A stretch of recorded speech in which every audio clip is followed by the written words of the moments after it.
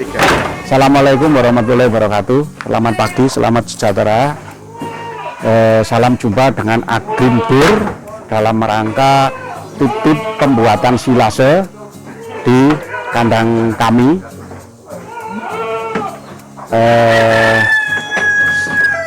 Silakan kita mulai dalam proses pemilihan bahan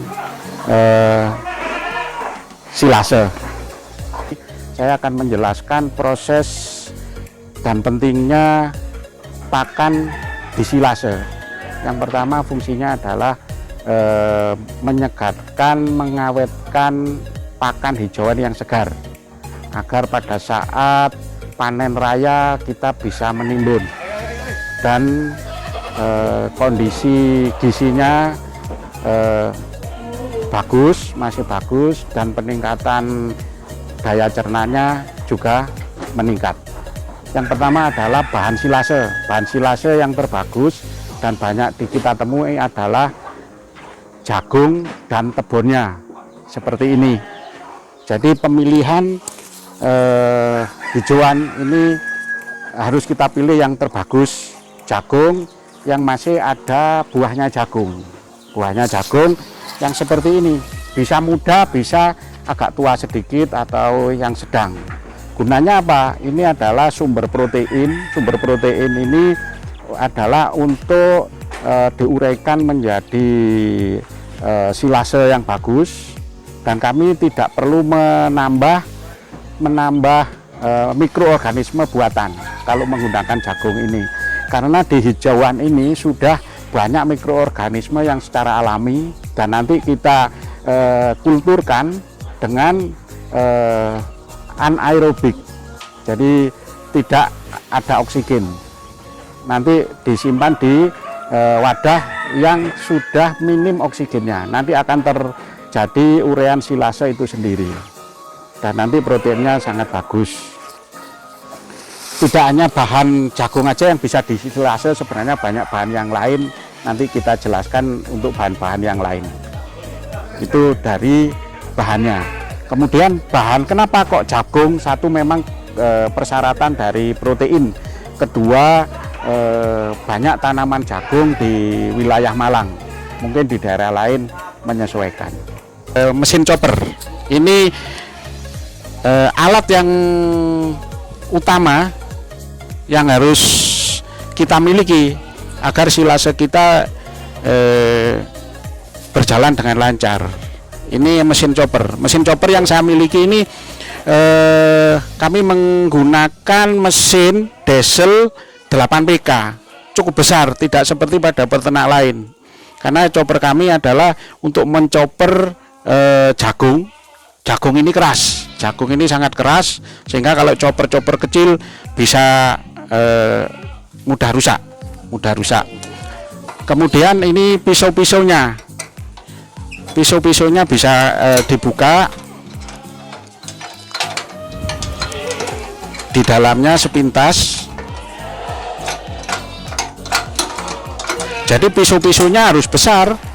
Nah, ini besar-besar, ini besar-besar, dan ini harus tajam, sering diasah biar bisa menchopper, memotong dengan sesuai yang kita inginkan, sehingga nanti potongannya paling enggak seperti ini lah, sebesar ini, bahkan bisa selembut seperti ini. Ini semakin lembut semakin bagus, tuh, makin lembut semakin bagus. Silakan operator untuk mencoba memberikan praktek menggiling. Ini termasuk jagung yang agak tua, ini bagus. Muda juga nggak apa-apa, tua juga nggak apa-apa, karena tua juga proteinnya juga tinggi.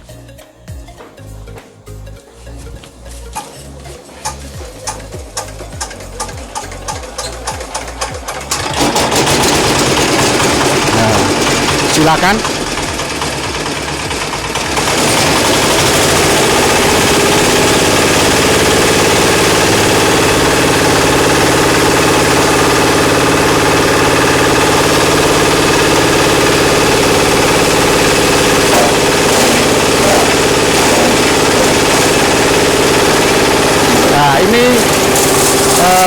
pencoperan, kalau mesinnya besar ini memberikan kecepatan kerja 2 ton bisa 1 hari, 2 ton bisa 1 hari sudah selesai.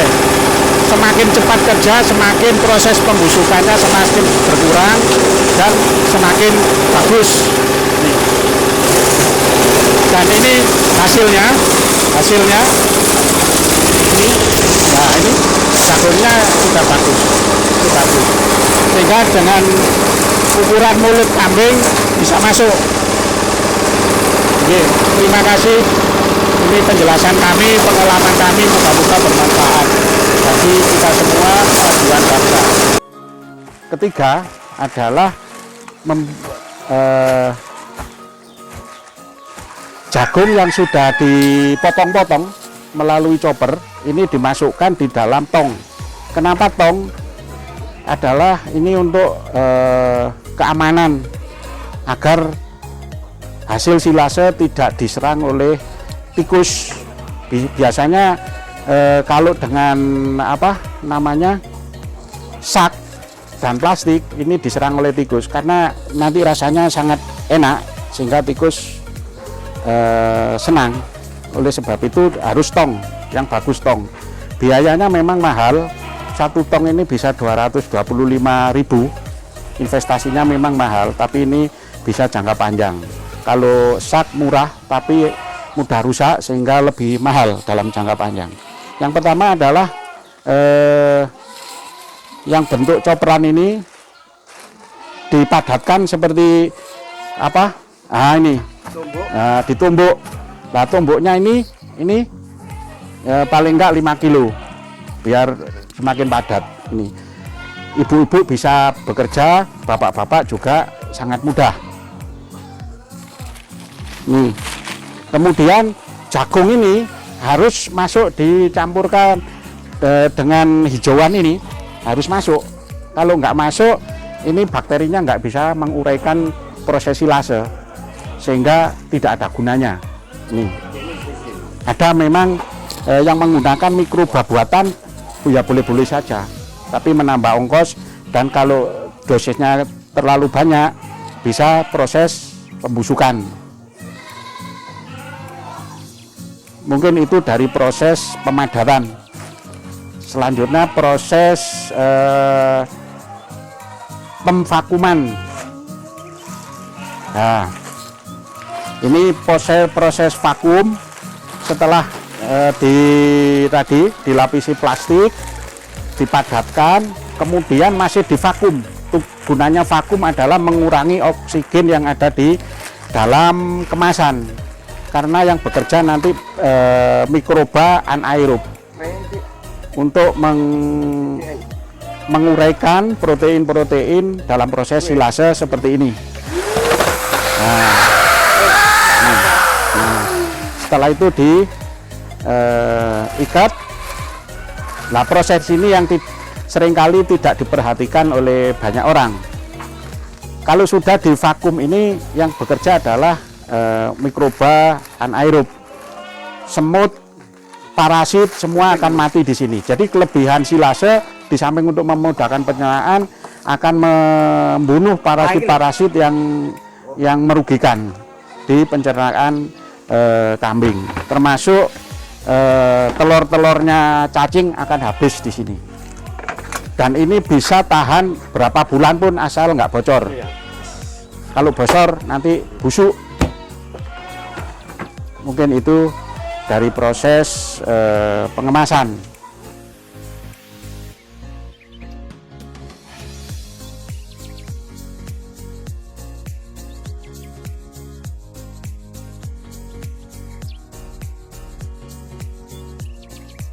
Demikian Agrimbur telah memberikan tip-tip pengalamannya tentang pembuatan silase yang sangat penting untuk mendukung faktor produksi dari peternakan kambing kami.